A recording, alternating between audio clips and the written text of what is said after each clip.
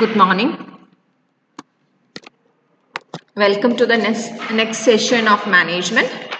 In the last class, we have seen what is systems approach, and today you are continuing with the next approach, next theory.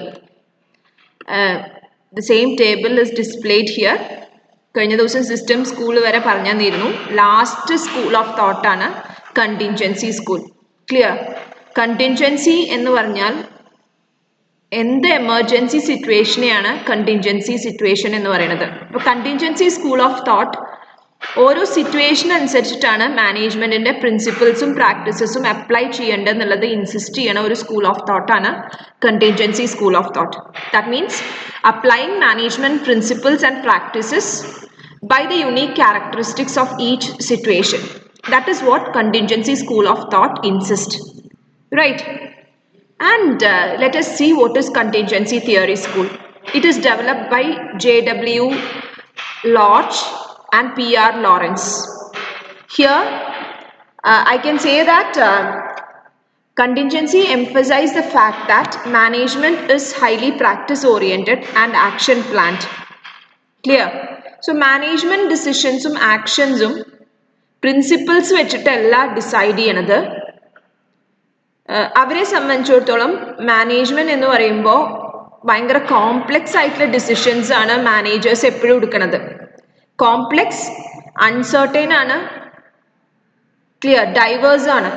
അതായത് ഓരോ തരത്തിലും ഓരോ പ്രാവശ്യം എടുക്കുന്ന ഡിസിഷനും ആ പ്രാവശ്യത്തെ എൻവയൺമെന്റും സിറ്റുവേഷനും അനുസരിച്ചിട്ട് മാറിക്കൊണ്ടേയിരിക്കും.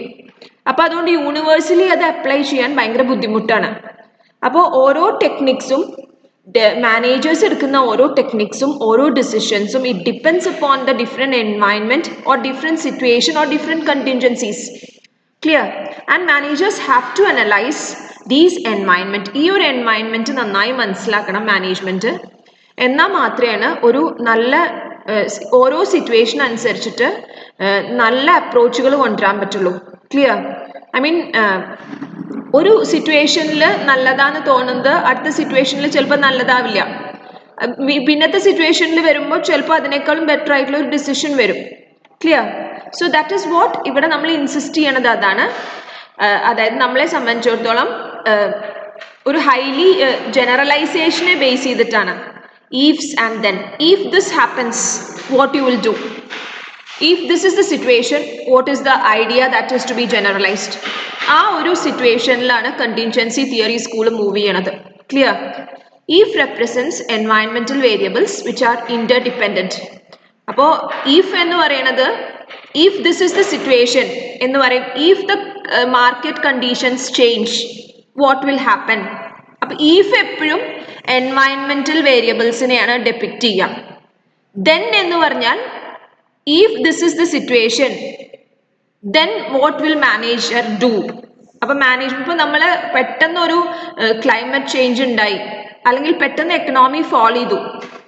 If the economy falls down, what will be the condition of the business? Then what will happen to profit? അപ്പൊ ദെൻ എന്ന് പറയുന്നത് ഡിപ്പെൻഡഡ് ആയിട്ടുള്ള ഒരു വേരിയബിൾ ആണ്. അതിനെയാണ് മാനേജ്മെന്റ് ശ്രദ്ധിക്കുന്നത്. ഈഫ് എപ്പോഴും കണ്ടിൻജൻസി ആണ്.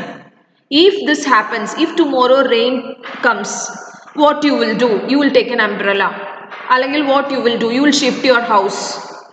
അപ്പൊ ഈഫ് എന്ന് പറയുന്നത് നമ്മൾക്ക് എൻവയൺമെന്റൽ വേരിയബിൾസും ദെൻ എന്ന് പറയുന്നത് നമ്മൾ ചെയ്യുന്ന കാര്യങ്ങളുമാണ്. അപ്പൊ ദെൻ എന്ന് പറയുന്നതാണ് ഇവിടെ ഓർഗനൈസേഷൻ വേരിയബിൾസ്. അതായത് നമ്മൾ ആ എൻവയൺമെന്റുമായിട്ട് ഡിപ്പെൻഡഡ് ആണ്.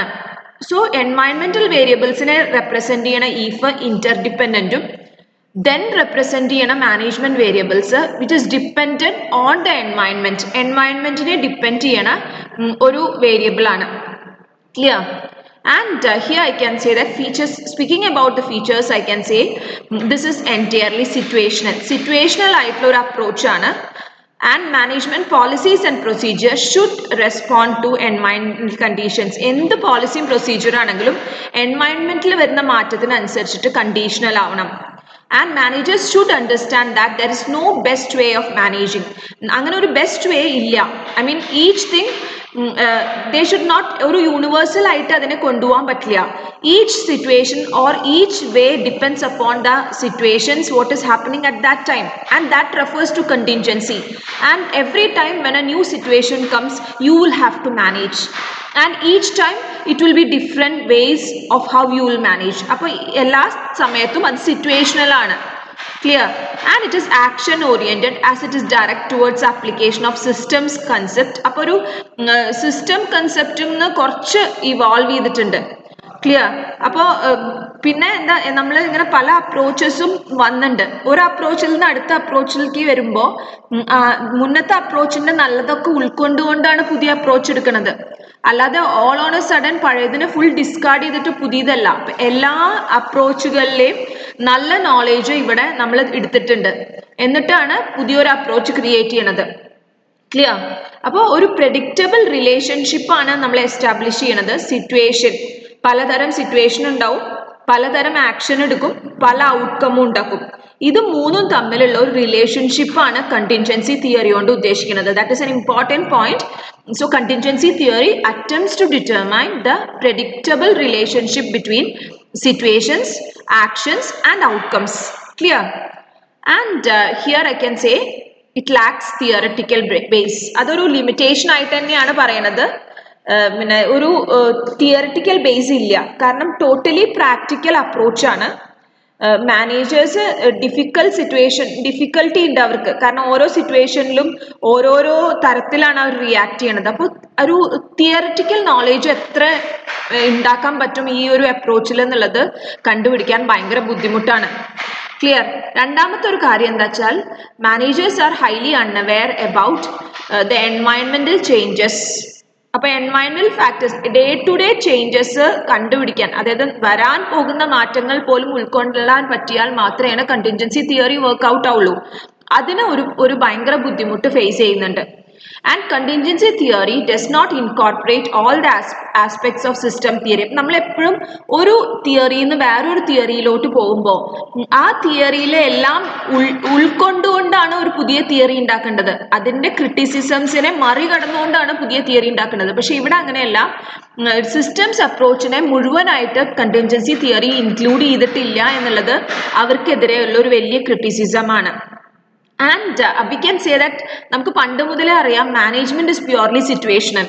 എത്ര പുതിയ പ്രിൻസിപ്പിൾസും ഒക്കെ ഉണ്ടെങ്കിലും നമ്മൾ ഹ്യൂമൻ ബീയിങ്സ് ആയതുകൊണ്ട് അപ്പോൾ ഉണ്ടാവുന്ന മാറ്റങ്ങൾക്ക് അനുസരിച്ചിട്ട് തന്നെയാവും ഡിസിഷൻ എടുക്കുക. So what is being criticised by everyone is that there is nothing new about contingency theory. Contingency തിയറിയിൽ പ്രത്യേകിച്ച് പുതുമയൊന്നുമില്ല. ക്ലാസിക്കൽ തിയറി പോലെ ഹെൻറി ഫയോൾ അടക്കം മാനേജ്മെന്റ് പ്രിൻസിപ്പിൾസ് ഫ്ലെക്സിബിൾ ആവണം എന്ന് പറഞ്ഞിട്ടുണ്ട്. ഫ്ലെക്സിബിലിറ്റി എന്ന് പറഞ്ഞാൽ എന്താ? സിറ്റുവേഷൻസിനനുസരിച്ച് മാറ്റം കൊണ്ടുവരുന്നതിനെയാണ് ഫ്ലെക്സിബിലിറ്റി പറയുന്നത്. അപ്പോൾ അതുകൊണ്ട് അത് കണ്ടിൻജൻസി തിയറിയിൽ വന്നിട്ടുള്ള ഒരു പുതിയ കാര്യമൊന്നുമല്ല. ക്ലിയർ?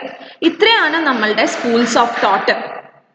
ക്ലിയർ? അപ്പോൾ ഒരുപാട് സ്കൂൾസ് ഓഫ് തോട്ട് നമ്മൾ 5 ക്ലാസിക്കൽ തൊട്ടിട്ട് കണ്ടിൻജൻസി സ്കൂൾ വരെയുള്ള സ്കൂൾസ് ഓഫ് തോട്ട് പഠിച്ചു. ചിലപ്പോൾ ഒരു എസ്സേ ആയിട്ട് കംപ്ലീറ്റ് സ്കൂൾസ് ഓഫ് തോട്ട് വരാം, അല്ലെങ്കിൽ ഒരു ഷോർട്ട് എസ്സേ ആയിട്ട് ഒരു ചെറിയ സ്കൂൾസ് ഓഫ് തോട്ടൊക്കെ വരാം. And tomorrow we will see what is management by objectives, participative and exception. Is it clear? Okay, take care. Bye bye.